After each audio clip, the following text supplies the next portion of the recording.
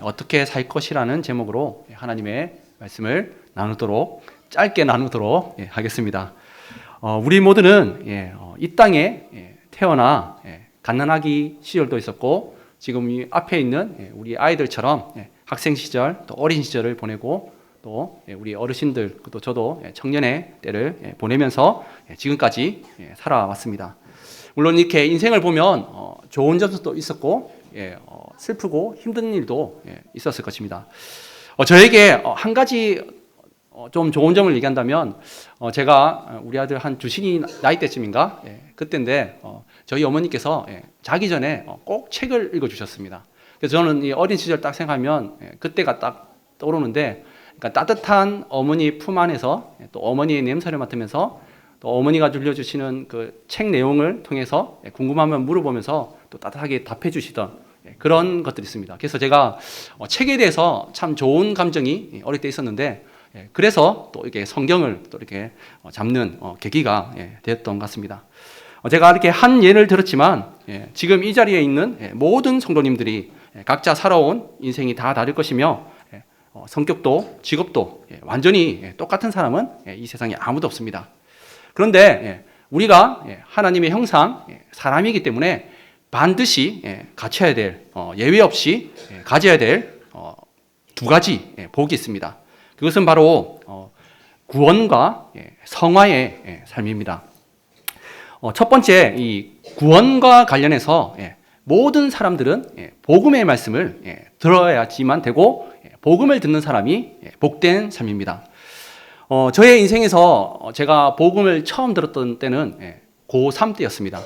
물론 이제 세상 가운데서 예수님이라는 훌륭한 분이 계시다라는 것은 알았지만 저에게 정말 제일 처음으로 예수님께서 하나님의 아들이시고 우리 죄를 대신하여 십자가에 죽으시고 부활하신 분, 그 예수님을 믿어야지 우리가 생명을 얻는다는 이 복음을 전해주신 분은 제가 고3 때 처음 교회에 나갔을 때 중고등부를 담당했던 전도사님이었습니다. 물론 그때 제가 반감을 가졌습니다.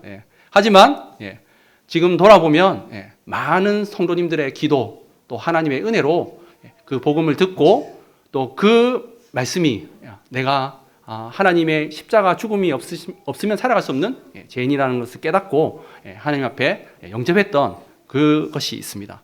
이처럼 모든 사람 각기 다 다양한 삶이지만 우리에게는 모두 다 복음을 들어야 하는 복이 있습니다. 그래서 저도 우리 아이들에게 중요하게 생각하는 것, 분명히 우리 이성으로는 깨달을 수 없지만 이 아이들에게 복음의 진리의 말씀을 전하고 또 그 영혼이 하나님 앞에 영접할 수 있도록 기도하는 삶이 제 사역의 중요한 또 한 부분이기도 합니다. 그리고 두 번째로 복음을 듣고 영적으로 거듭난 자는 반드시 성화의 삶, 거룩한 삶을 살아가야 합니다. 좀 더 다르게 표현한다면 우리가 이 땅을 살아가면서 예수님을 믿게 되면 어떻습니까? 예수님을 닮아가야 하는 삶을 살아야 됩니다. 만약 아기가 태어났는데 자라지 않고 있다고 생각해 보십시오. 그것은 정말 부모에게 너무나 가슴 아픈 일입니다. 이 땅에 태어났다면 그리고 영적으로 다시 거듭났다면 반드시 예수님을 닮아가는 성화의 삶이 있어야 됩니다. 오늘 이 시간 복음을 다 듣고 예수님을 믿는다는 전제하에서 그러면 오늘 이제 예수님의 탄생을 살펴보면서 우리가 어떻게 예수님을 닮아가는 삶을 살아야 될지를 한 두 가지 정도만 짧게 나누도록 하겠습니다. 예수님의 탄생을 통해서 예수님의 어떤 삶을 닮아가야 하는지, 첫 번째는 예수님을 닮아가는 삶은 섬기는 삶이라고 말씀을 드리고 싶습니다. 누가복음 2장 1절 말씀을 한번 보십시오. 누가복음 2장 1절 말씀에 보면 그때 가이사 아구스토가 영을 내려 천하로 다 호적하라 이렇게 말하고 있습니다. 이 가이사라는 것은 이 카이사르라는 건데 이 황제라는 뜻입니다. 그리고 이제 세계사 가운데서는 이 아구스도가 아우구스투스라고 이렇게 얘기합니다. 그러니까 이 로마 황제 아우구스투스는 지금 다 호적을 하라고 하는데 그것은 다른 것이 아니라 세금을 걷기 위한 인구조사입니다. 역사 가운데 로마 제국은 가장 큰 넓은 영토와 또 가장 많은 나라를 지배한 나라입니다. 그리고 그 나라를 지배한 것들을 유지하기 위해서 무엇이 필요하겠습니까? 힘, 권력이 필요한데 군사력이 필요했고, 그것을 유지하기 위해서 지금 돈이 필요하고, 많은 사람들, 지배하는 사람들에게 이제 호적하라는 이 명령을 내린 것입니다. 그래서 이처럼 우리가 세상을 보면, 하나님을 없는 삶을 보면 자신의 힘과 권력을 유지하거나 아니면 더 크게 키워서 살아가는 것을 우리는 보게 됩니다. 끊임없이 더 많은 힘, 더 많은 이 권력을 필요로 합니다. 제가 군대에서 저도 한 2년 2개월 정도 군대 생활을 했는데, 그때 이 힘과 권력에 대해서 짧지만은 인생의 깨달음을 얻었습니다. 그것이 무엇이냐면, 이 군 생활을 하면서 힘과 권력은 생기더라고요. 그러니까 이등병에서 상병으로 되고 병장이 되고 그리고 분대장이 되는 그 힘은 이렇게 생기더라고요. 근데 또 제가 한 가지 더 깨달았던 것은 유한하구나라는 것을 깨달았습니다. 분대장을 달았지만 그렇게 정점을 찍은 이후에는 이제 전역을 위해서 이렇게 다 내려놓는 그것을 봤습니다. 그러면서 인생도 그렇겠구나라는 생각을 많이 하게 됐습니다. 그러면 영원한 왕이신 예수님은 이 세상의 왕과 어떻게 세상의 권력과 다릅니까? 오늘 본문 말씀 전체적으로 보면 하나님의 아들이신 예수님께서 이 땅에 사람으로 태어나신 일을 기록하고 있습니다. 예수님은 우리의 죄와 사망의 권세에서 구원하기 위해서 이 땅에 사람으로 태어나셨고, 더 낮아지시는데 십자가에 죽기까지 순종하시는 삶을 사셨습니다. 마가복음 10장 45절 말씀 함께 한번 읽어보면 좋겠습니다. 함께 읽도록 하겠습니다. 인자가 온 것은 섬김을 받으려 함이 아니라 도리어 섬기려 하고 자기의 목숨을 많은 사람의 대속물로 주려 함이니라. 아멘. 이 말씀은 이제 예수님께서 십자가 이제 지시기 전인데, 예수님의 제자들이 이제 자기들은 다 한 자씩 차지한다는 그 부푼 마음으로 예수님께 저는 우편에 좌편에 이렇게 막 다투고 있을 때 예수님께서 하신 말씀입니다. 우리가 복음을 듣고 구원을 받았다면 우리는 예수님을 닮아서 섬기는 삶을 살아야 됩니다. 예수님은 하나님의 아들이시고 우리의 주인 되시고 왕이신데 어떻습니까? 사람이 되셨고 십자가에 죽기까지 섬기시는, 낮아지시는 그 모습을 보게 됩니다. 그리고 예수님은 자신의 힘과 능력으로 자기의 목숨을 많은 사람의 대속물로 주려고 한다고 이렇게 말씀하는 것을 볼 수가 있습니다. 만약 나에게 다른 사람보다 더 많은 힘과 권력이 그리고 자리가 있습니까? 하나님께서 분명히 그것을 주셨을 것입니다. 근데 그런 힘과 능력을 주신 것은 내가 군림하고 섬기는 것이 아니라 더 많은 이들을 섬기며 예수님의 복음을 전하는 사명이 있다는 것을 잊지 않으셨으면 좋겠습니다.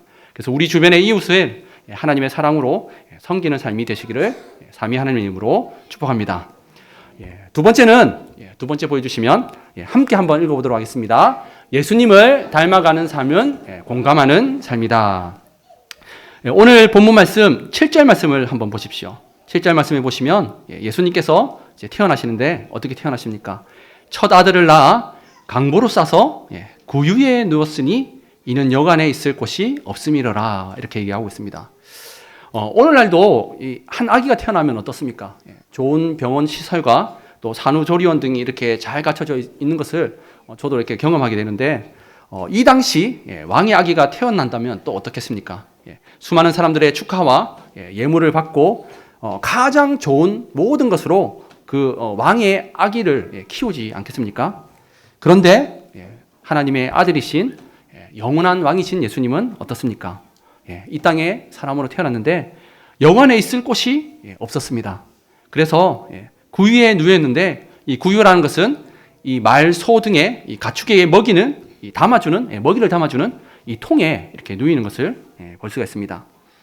그리고 예수님의 인생은 어떻습니까? 예수님은 이 나사렛이라는 작은 촌동네에서 어린 시절을 보냅니다. 물론 교육을 잘 받을 수 있는 상도 아니었을 것입니다.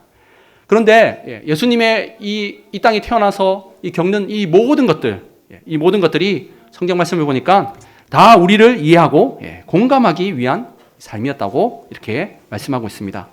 히브리서 4장 15절 말씀 우리 함께 한번 읽어보도록 하겠습니다. 함께 읽겠습니다. 우리에게 있는 대제사장은 우리의 연약함을 동정하지 못하실 리가 아니요 모든 일에 우리와 똑같이 시험을 받으시니로되 죄는 없으시니라.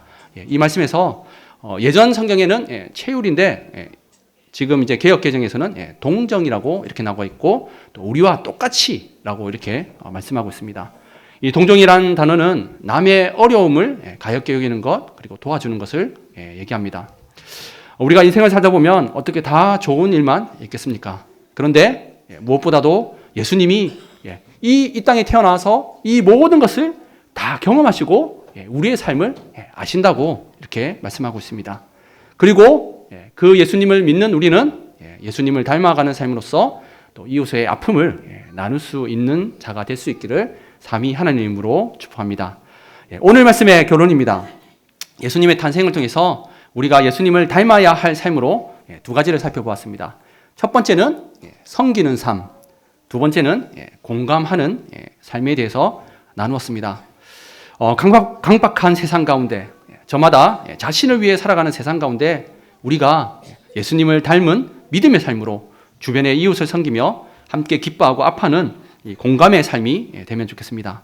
그래서 이번 성탄절은 우리 진교교회 성도님들 때문에 우리 주변이 이웃이 좀 더 따뜻한 세상이 되기를 또 하나님의 사랑을 잘 전하시기를 그런 성탄절이 되기를 삼위 하나님의 이름으로 축복합니다.